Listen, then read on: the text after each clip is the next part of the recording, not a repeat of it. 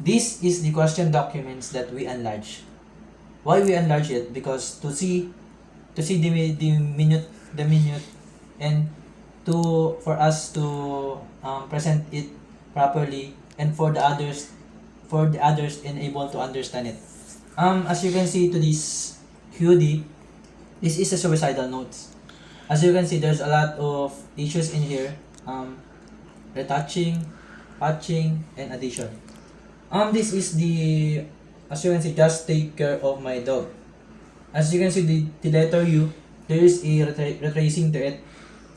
Gaya po na nakita niyo, yung letter U po, bale, pinadoblehan niya po, napadoblehan po, kaya po sinabing retracing. Then sa off naman po, sa letter F, meron pong naputol na ink. Nagsusol po tayo, pero naputol po yung ink. Then, pinatch niya po, and then nilatouch niya po. Then, the last one po is addition.